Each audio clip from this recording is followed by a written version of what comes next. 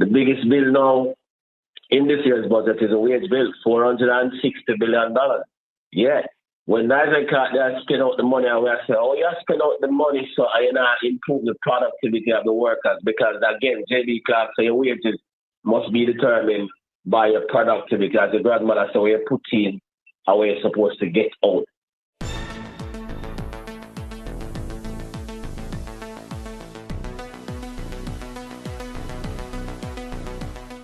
Bless up, ABR family and viewers. Welcome back to the channel. It's your girl, Isabel Rose. And in this one, Prime Minister Andrew Holness boasts of fishing ratings in Barbados, as well as the governor of the BOJ confirms recession in Jamaica, and Ralston Hyman hits them with the truth. Stay tuned for the details at hand. Don't forget to like, share, and subscribe to the channel.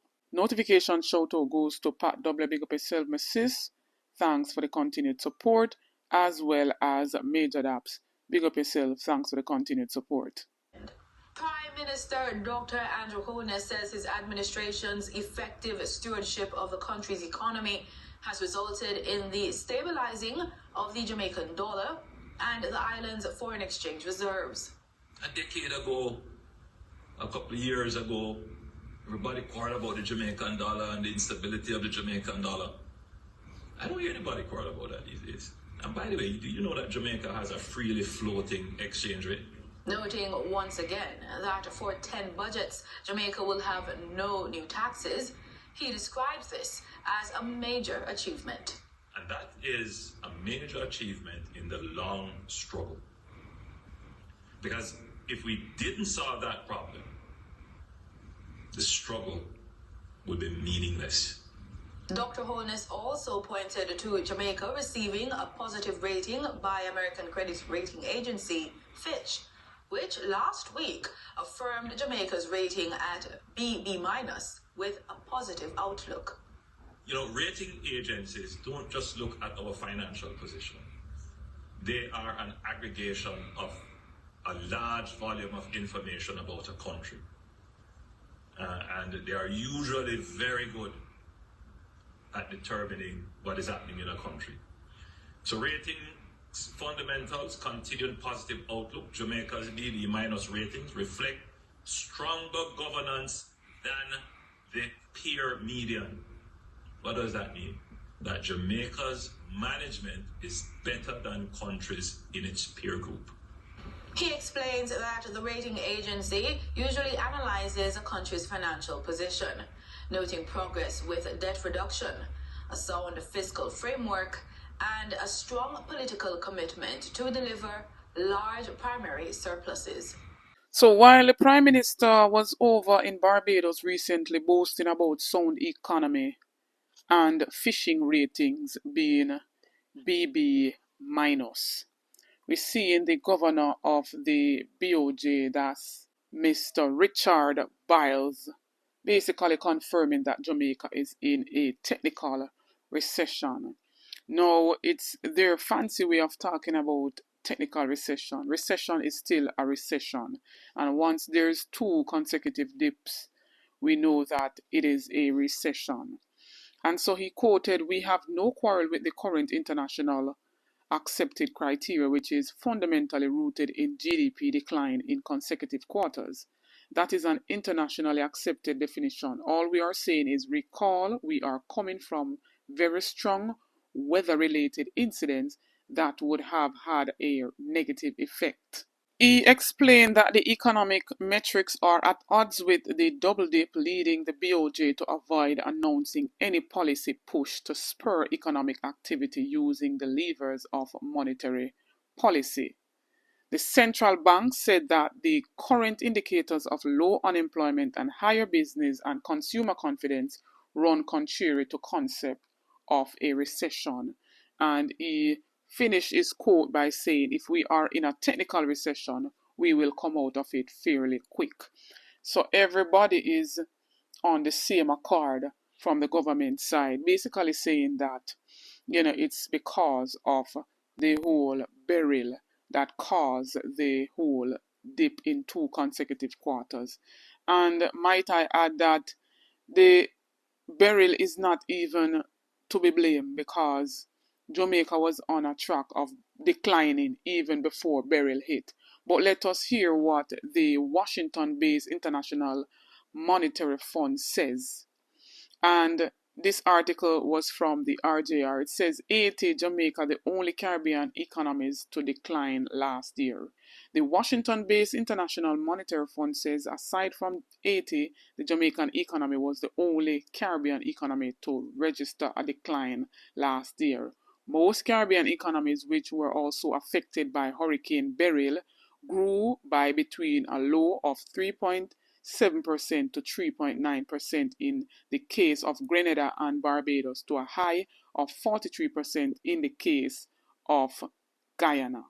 The Jamaican economy grew by 1.4% during the first quarter of last year, then by 0.2% during the second quarter, before falling by 3.5% and 1.8% during the third and fourth quarter. So it is evident that they cannot and must not blame Beryl, because if other economy grew after Beryl, why didn't Jamaica grow?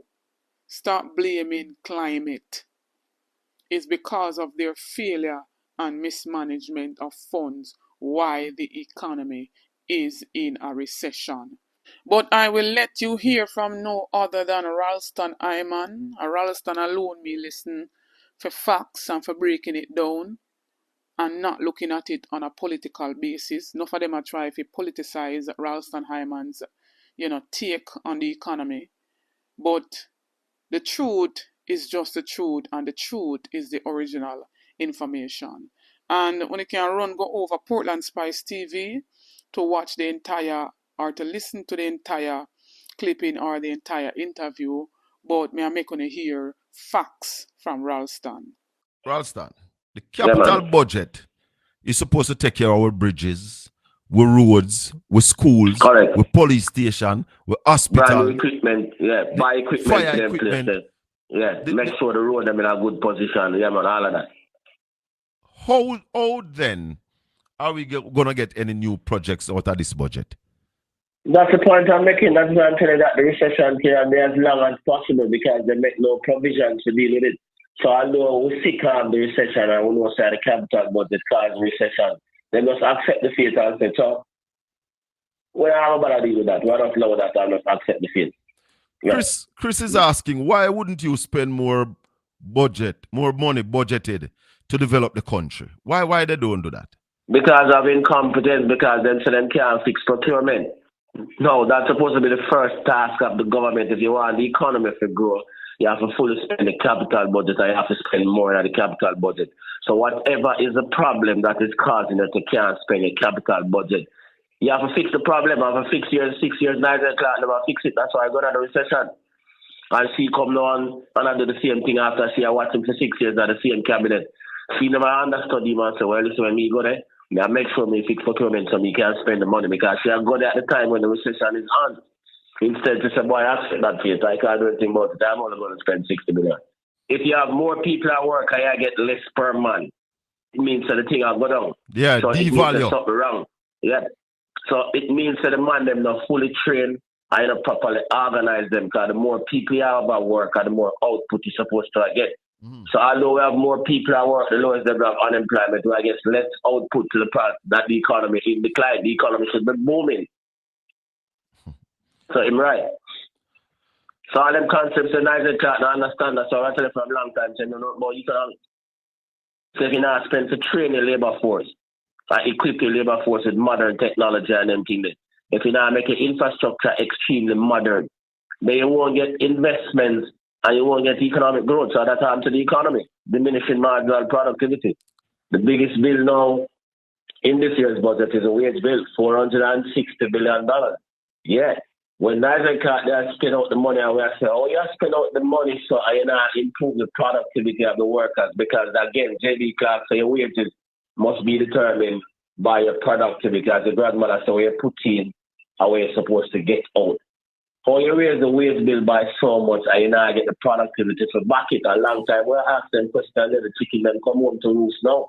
When everybody has said, the greatest, the this and the man, I will ask the question, how you raise the wage bill so and so unequal, and we now get the productivity. So, take for example, the political directorate get the biggest increase, the man Andrew and the politician them. What will I get from them? Them can't fix procurement. So while them I get big wages, them I tell me say, a simple problem like procurement, you can't fix it. So you just have to live with the arms out that we created for you.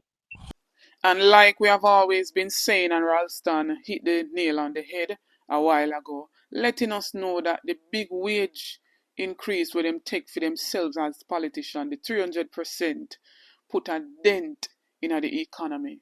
Them put a big dent. $460 billion for wages alone. But yet still, the consultant doctors are crying for their retro. Teachers are crying for their retroactive. The police are crying for their overtime. You know, other sectors are restive, and the list goes on and on. Why couldn't they take a 20% increase just as how they gave to other sectors of workers? Right? We seen protests back then calling for them to roll it back, and them said them deserve it. Them said them deserve it. The very same Prime Minister say to hold them accountable. And when some of the little minions them see them doing the things them are seeing the things happening out in the media space, they come in to defend the Prime Minister just the same. The people cannot afford goods and services. Goods are at a high, and they're not doing anything to cushion the burden of the people. Now, after hearing all of this, I would really want to hear your take. Want to jump on the comment in the comment section. Want to know Ralston Hyman now hold back and him not partial. And we now excuse Nigel Clark. He was a former finance minister, and him never do as great as how we see them making it out to be. But yet still them take a big wage increase and then who for left. But yet still they said that they were doing it to retain the best and the brightest.